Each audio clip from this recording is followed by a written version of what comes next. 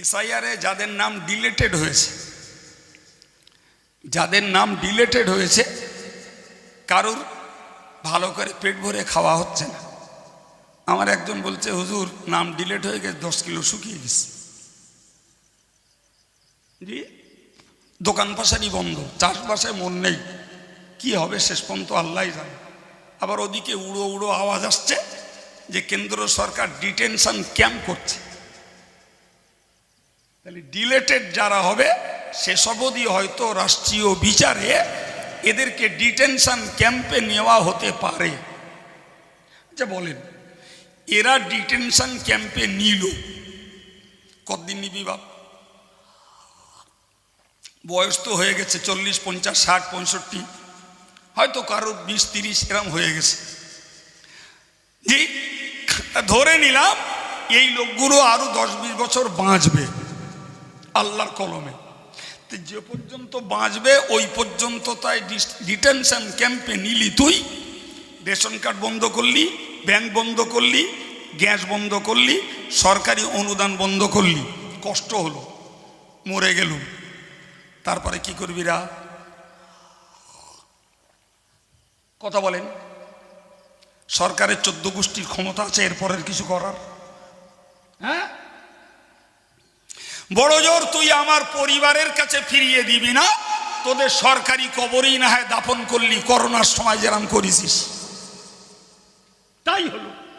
কিন্তু আমার মরার পরে তোর আমার উপরে তোর অত্যাচারের আর কিছু চালাবার ক্ষমতা? আচ্ছা বলেন, তাহলে একটা ইমানদার মুসলমান ডিটেনশন ক্যাম্পে গেলে বড় জোর কষ্ট, দগ্ধ এবং নিপীড়িত, লাঞ্ছিত, নিষ্পেষিত হবে তার মৃত্যু পর্যন্ত, তার বেশি? আর যদি কোনো ইমানদার মুসলমান আল্লাহ না করুন জাহান্নামের জন্য যদি বিবেচিত হয়, কোটি কোটি কোটি কোটি অনন্ত কাল ধরে জাহান্নামের আগুনে ভুগতে হবে, রেহাই করতে আর ওকালতি করতে কেউ যাবে না।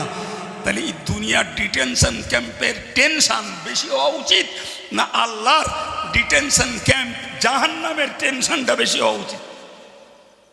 আছে মুসলমানের? আছে? মুখ বুঝে বসে আছেন কেন? সামনে 2-1 লোক বলছে, থাকে তা বলুন। আমার আপনি তো 1 গ্রামে বাস করেন, আপনাদের দোয়া আল্লাহ আমার 100 গ্রামে ঘোরায়। ওসব চিন্তা নেই, ওসব চিন্তা নেই।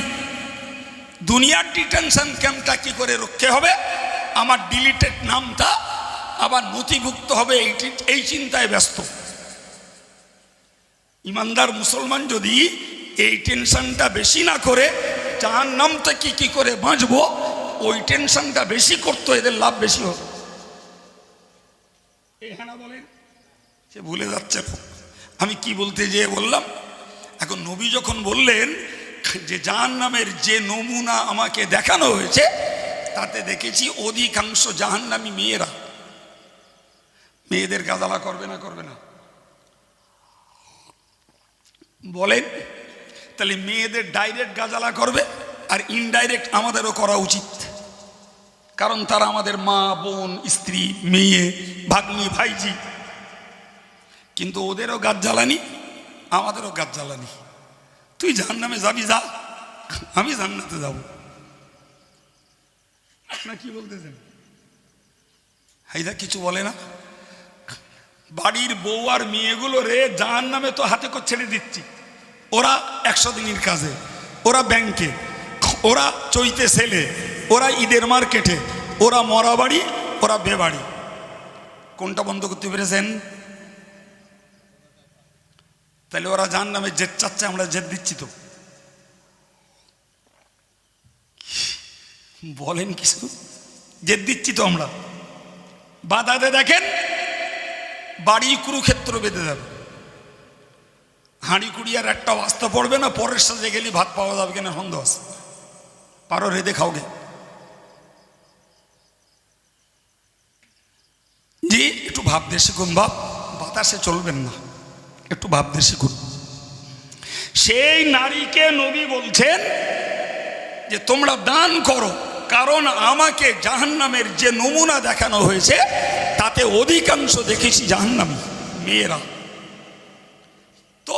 ওই জমানা নবীর সাহাবিয়া মেয়েদের একটু গাত্রদাহ হলো বই কি, তারা বললেন কুলনা বিমা ইয়া রাসূলুল্লাহ, ও আল্লাহর হাবিব একটু দয়া করে বলবেন কোন কারণে নারীরা বেশি জাহান্নামী হবে? জানার অধিকার তাদের আছে। আমার প্রিয় নবী বললেন দুটো দোষ তোমাদের, নাম্বার ওয়ান তুকসিরনাল লানা ওয়া তাকফুরনাল আশির, তোমাদের প্রথম দোষ হলো তোমাদের এই জবানে লাগাম নাই, ইচ্ছা মতন গালিগালাজ করো, ইচ্ছা মতন বদদোয়া করো, একে অপরের বিরুদ্ধে অভিসম্পদ করো, এই জবানের দোষের জন্য তোমরা জাহান্নামে যাবে। দু নম্বর হলো স্বামীর কথাকে মুখে অস্বীকার করো আর কাজেও অস্বীকার করো।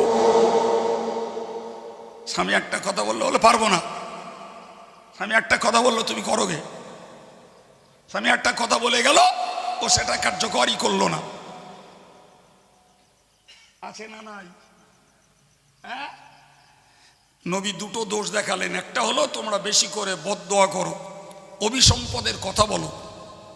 অবাক কাণ্ড, বউ স্বামীর নামে বদদোয়া করতে কম করে না, শাশুড়ি বৌমার নামে, বৌমা শাশুড়ির নামে, এমনকি কলিজার টুকরা সন্তানের নামে বলছে তোর ঘাড়ে বাস পড়ে না। আমি সব বানিয়ে আনলুম বাড়িতে, মনে হচ্ছে নাকি? কথা বলেন, কথা বলেন। হ্যাঁ, এই জবানকে অপব্যবহারের জন্য আশ্চর্য ব্যাপার, নবী বললেন অধিকাংশ মেয়েরা জাহান্নামী। তাহলে মেয়েদের জাহান্নামে যাওয়া যদি রুখতে হয় তাহলে তাদের জবানে লাগাম লাগানোর দরকার আছে না নাই? প্রিয় ভাইরা আমার, আমি আপনাকে কথা বলতে বলতে এসেছি যে সাবজেক্টটাকে পূরণ করার জন্য 2-4 মিনিট বলেই বন্ধ করছি। আমার এতক্ষণ বলতে বলিনি, কর্তৃপক্ষ বললো আধ ঘন্টায় শেষ করে দিতি, তা সে আধ ঘন্টা পার হয়ে গেছে, আর 5টা মিনিট দেবেন। একটা হাদিস বলছি, নবী বলেছেন, সহিহ বুখারী মুসলিমের হাদিস, আল মুসলিমু মান সালিমা আল মুসলিমুনা মিন লিসানিহি ওয়া ইয়াদিহি। নবী বললেন ওই লোকটা প্রকৃত মুসলমান। আবার বলছি, ওই লোকটা প্রকৃত মুসলমান যার জবান আর হাতের দ্বারা অন্য মুসলমান কষ্ট না পায়। কথা বোঝা গেল? একদম মুখস্থ করে ফেলুন। আমার আপনার হাতের দ্বারা আর আমার আপনার কথার দ্বারা অন্য মুসলমান যেন কষ্ট না পায়। যদি অন্য মুসলমান কষ্ট পায় তাহলে আমি প্রকৃত মুসলমান হতে পারিনি। আর আমার জবান থেকে অন্য মুসলমান যদি নিরাপদে থাকে আর আমার হাত থেকে অন্য মুসলমান যদি নিরাপদে থাকে তাহলে আমি প্রকৃত মুসলমান হিসাবে আল্লাহর কাছে গণ্য হতে পেরেছি বলে বিশ্বাস করা যায়। প্রিয় ভাই আমার, জবানের নিরাপত্তা মানে হলো আমি আমার জবান দিয়ে কাউকে সম্মানহানিকর কথা বলবো না, কারোর নামে গীবত করব না, কারোর নামে মিথ্যা দোষ চাপাবো না, কারোর নামে কুৎসা রটাবো না, কারোর নামে কাফের কুফরি ফতোয়া দেব না, আমি কারোর নামে অপযশ অপপ্রচার করব না। তাহলে আমার জবান দ্বারা অন্য মুসলমান কষ্ট পাবে পাবে না। তাহলে আমি একটা আদর্শ মুসলমান বলে আল্লাহর কাছে গণ্য হতে পারবো ইনশাল্লাহ। এটা গেল জবানের। দ্বিতীয়ত হাত। মনে ভাবুন, এই হাত আমি একটা এতিমের মাথায় বোলাবো, এভাবে রাখবো, আমার হাতের তলায় যত লোম পড়বে ততটা নেকি আল্লাহ আমার আমল নামায় লিখে দেবেন, আলহামদুলিল্লাহ। এই হাত আমি এতিমের সম্পত্তি আত্মসাৎ করব, কুক্ষিগত করব, কিসে? একটা সই দিয়ে।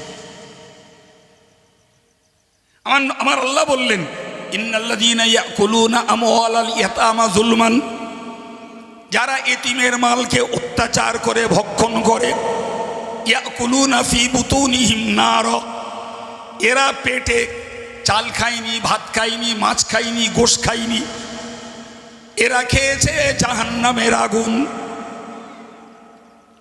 সিদ্ধান্ত আমার, জোরে বলেন আমার।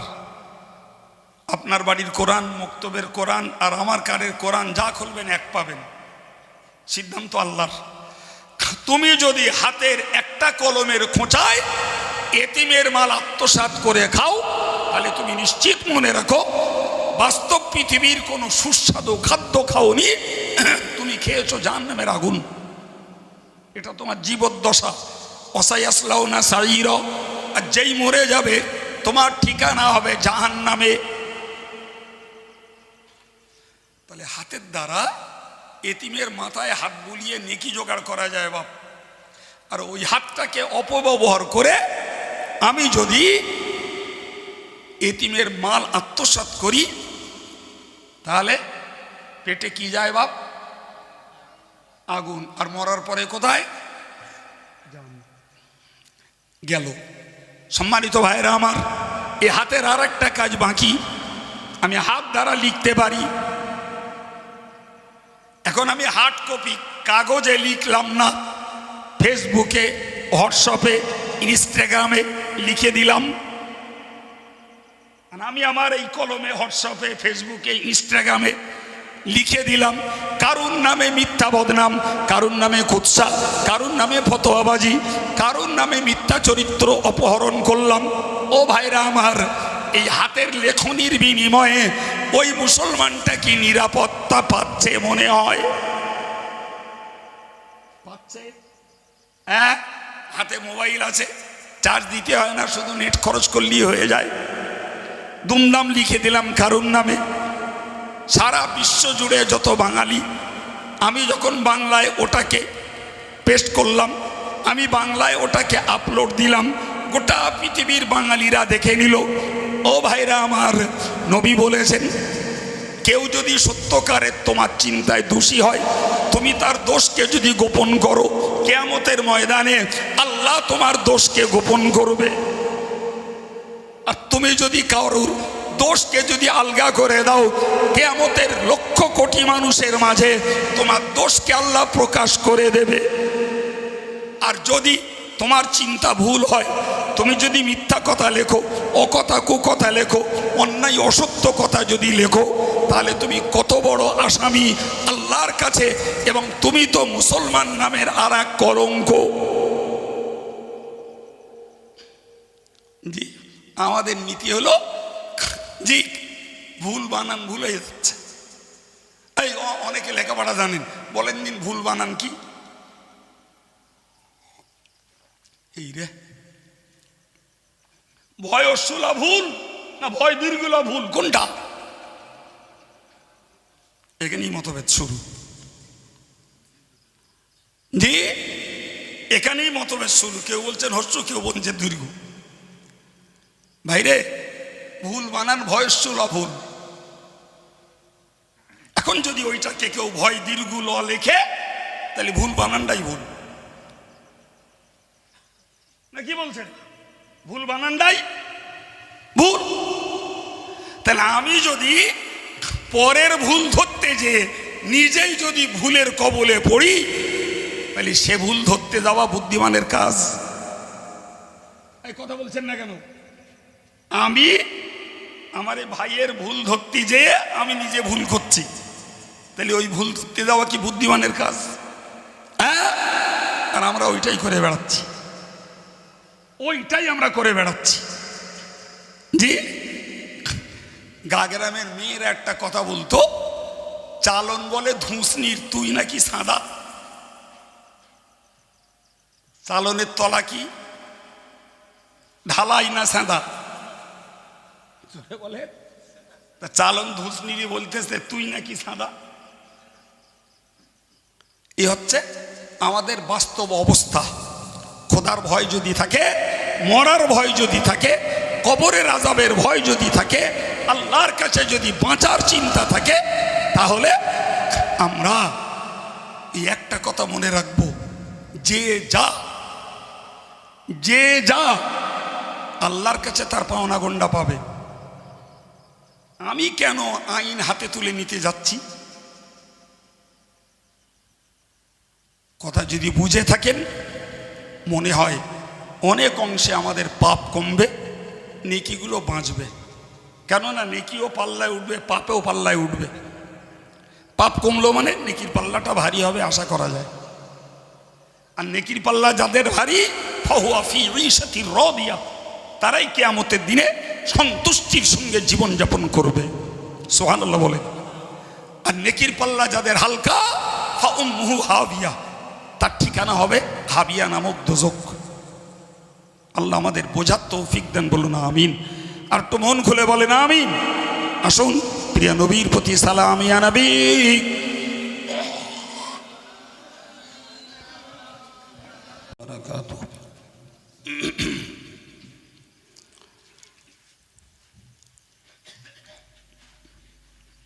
আলহামদুলিল্লাহি ওয়া কাফা ওয়া সালামুন আলা ইবাদিহিল্লাযীনা ইসতাফা, আম্মা বা'দ। আউযু বিল্লাহি মিনাশ শাইতানির রাজীম। ইন্নাস সামআ ওয়াল বাসারা ওয়াল ফুআদা কুল্লু উলাইকা কানা আনহু মাসউলা।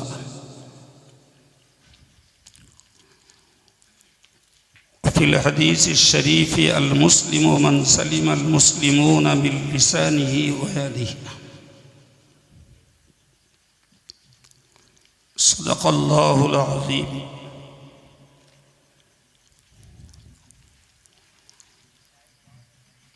সম্মানিত বিদায়ী উলামায়ে কেরাম, তৎসহ সম্মানিত আজকের সভার আয়োজক বৃন্দ, সহযোগী সর্বস্তরের ভাইয়েরা ও মায়েরা, আমার সম্মুখে বসা জ্ঞান পিপাসু, আদবী, বিনয়ী, নম্র, আল্লাহ ভীরু শ্রোতামণ্ডলী,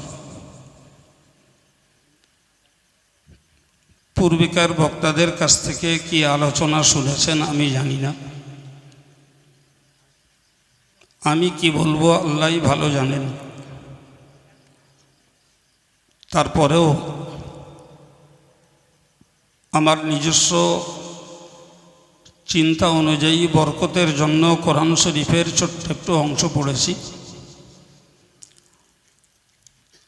রাসূল করিম সাল্লাল্লাহু আলাইহি ওয়াসাল্লামের জবানে বর্ণিত সংক্ষিপ্ত একটি হাদিস আপনাদের কাছে পরিবেশন করেছি। ওইটুকুর সামনে রেখেই কিছুক্ষণ কিছু কথা আপনাদেরকে আলোচনা শোনাবার নিয়ত করছি।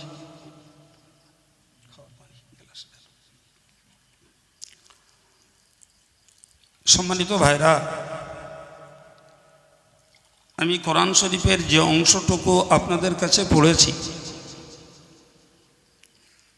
সেই অংশটুকুতে মহান আল্লাহ ব্যক্ত করেছেন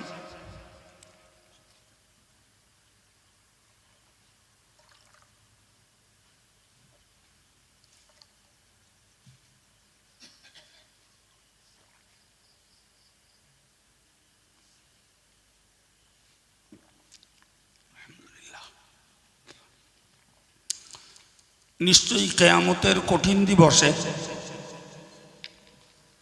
মানুষের কান, মানুষের চোখ, মানুষের অন্তর আল্লাহ পাকের কাছে কৈফিয়াতের মুখোমুখি হবে। কানকেও জবাবদিহি করতে হবে, চোখকেও জবাবদিহি করতে হবে, অন্তরটাকেও জবাবদিহি করতে হবে।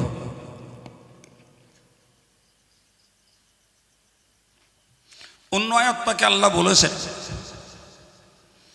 ইয়াউমা তাশহাদু আলাইহিম আলসিনাতুহুম ওয়া আইদিহিম ওয়া আরজুলুহুম বিমা কানু ইয়ামালুন। প্রত্যেকটা মানুষকে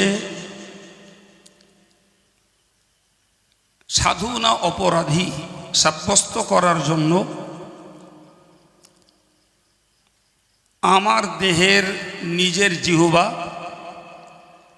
আমার নিজের হাত, আমার নিজের পা আমার বিপক্ষে সাক্ষী দেবে।